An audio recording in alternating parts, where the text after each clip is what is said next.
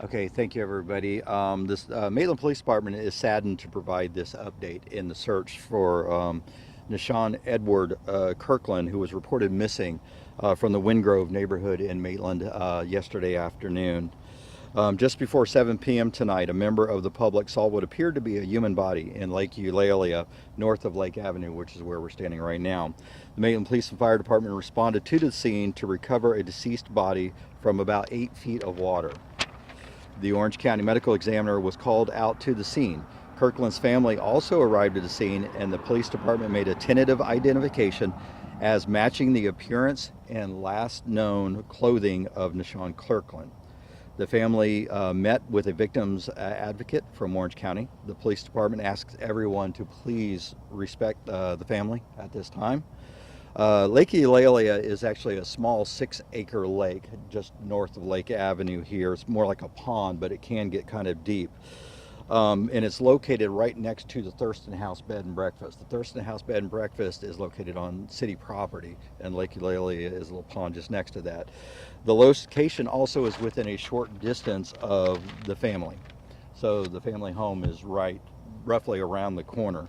So I want to clarify that the police department had previously looked in Lake Eulalia as well as Lake Catherine and Lake Sibylla during this extensive search.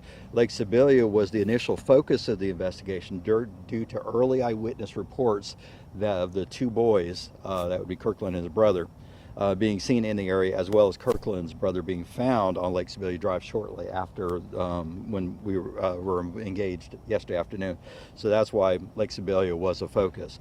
We were also notified from the family that Nishan was autistic, verbally limited, was attracted to water as well. So that became a big focus and where you saw a large amount of effort on Lake Sibylla. However, we did cover a large area and we're searching other areas as well. The Orange County Medical Examiner will now confirm the identification of the body and determine an official cause of death. It does not appear that there was there was no other objects or any signs of any kind of foul play at this initial stage. It was just the location of the body.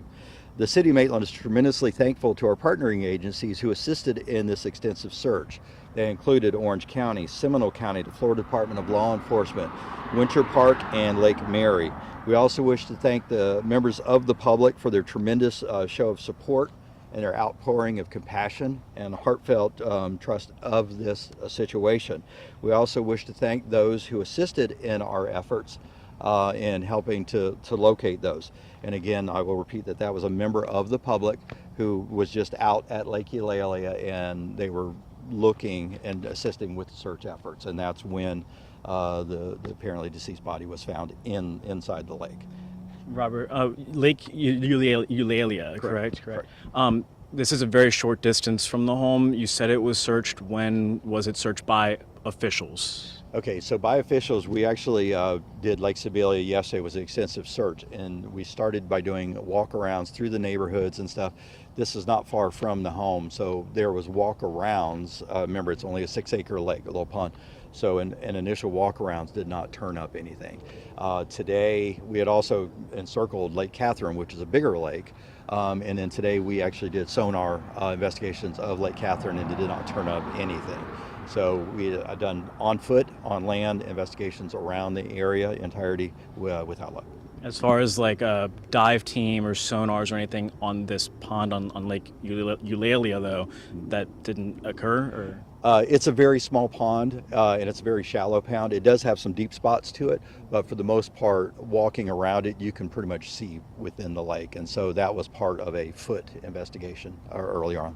The search at first focused on Lake Sibylla. Was that because of that ring video or video that was provided to police showing a young male in that area? Was that why?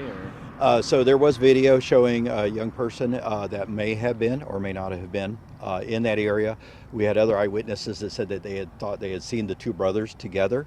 And then the one brother was actually located off of Lake Sibylla Drive of which that's where it all started come together. So those combined factors was what led Lake Sibylla to be the initial part of the investigation. Yeah, when they found in Lake Eulalia, when they found the body, was that something that they said that they found was you can see clearly, or was that something that they did when they had to do a little digging under the find? From what I understand, that the eyewitness was standing offshore and had located.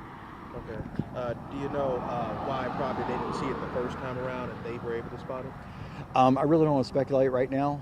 There's a lot that goes into when someone goes into a water body and such, but I really don't want to get into that right now. Okay. And with that lake, is that a lake that the family said that he also was able to frequent, be around in that area, that pond nearby? I don't have that information right now. They may have talked to investigators about it, but I'm not familiar with that. You said about his body was found about 8 feet. 8 feet of water, correct. Was about how far offshore? About 20 feet. About 20 feet offshore. Yeah, so basically, it looked like a person could have walked straight off the shore to that area of the lake. Was it like were cadaver dogs or dogs at any point used to search the area around, or was it just kind of a visual search? I believe it was a walk around and a visual search. Again, this is a very small pond. It's 6 acres, but it's pretty shallow, and you can kind of see around it. And many times, if it under in certain weather conditions, it'll dry up and go really, really small. So it is a lake that's easily seen into. And you said Lake Sibylla, that was the first place you kind of did an extensive search simply Correct. because the brother was spotted. Basically, there was rumors that the brother was there. That combined with the video and eyewitness reports of that, so that's kind of why we focused on that area. But again, I do want to affirm that there was searches going on elsewhere around the Maitland area. That was the center part of the focus where you saw a lot of the water searches going on. Did the family or anyone who knew this boy at any point say, "Hey, this pond right?" Because we're about a couple stones throws from the house from Kirkland's home. At any point was it said, "Hey, this pond, you all should probably search this pond"? I don't know that. I'll probably have more details later, but I don't have that at this time. And the person who ended up seeing the body in the water, that was today. Do you know about what time it was? And do you know if that person was someone who was out there actively looking for him? Correct. That person was out and about looking and assisting, and trying to assist. And actually, the report was made just prior to 7 p.m., and that's when we were called out. And you said you spoke with the family. Obviously, I can imagine they're distraught. Can you kind of tell us how they're doing right now and how the community can kind of support them at this time? Okay, well, the police department communicated with the family, so I can't really divulge that too much. We work with them very closely with Orange County and for a grief counselor, a victim advocate. The victim advocate met them here, and they actually went back to the house for a bit of time for that. And I do believe the victim advocate is now left at this time.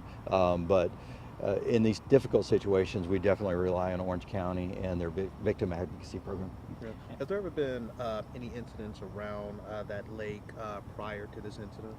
It's actually kind of a quiet little pond area. There's really not much that goes on there. It's somewhat secluded from other areas. It's a wooded area and pretty well separated from things, but there obviously is a neighborhood. The Windgrove neighborhood backs up to it from the west. And I know we've been talking a little bit about, the spot that he was found and everything like that. Moving forward now, I just want to confirm next steps. Medical examiner is going to analyze the body, and so has this been classified now as accidental, or that can't be made at this time. All that's been made now was the recovery. Tentative identification was made as matching the appearance and the clothing, last known clothing. The medical examiner then has removed, and they will make that determination. They will make a confirmed identification of the body, as well as provide their expertise as far as what they determine to be the cause of death. And I do not know when that will happen, but we will provide updates on that as we get it. And then it's safe to say he was found like basically, because this isn't a large pond, as you've said, so he was found like in the center of the pond, and that's why we saw them bringing boats out here. It was at about 8 feet of water. Lake Eulalia does get a little bit deeper that in some spots, but it was about 20 feet offshore. And did the vegetation or anything growing on the shore or near the shore kind of play any role in maybe, concealing him from the eyesight of the officials who were searching visually around that area? I can't say that at this time. I mean, this has literally just happened just a short while ago, and we did respond and made a recovery. When information like that is available and we've made that to be confirmed as being something like that, we would certainly share that. Thank Okay. you. Yep. Cool. Thank you, Good. Robert. Thank you so much. Thank you, Robert. Sure. Thank you.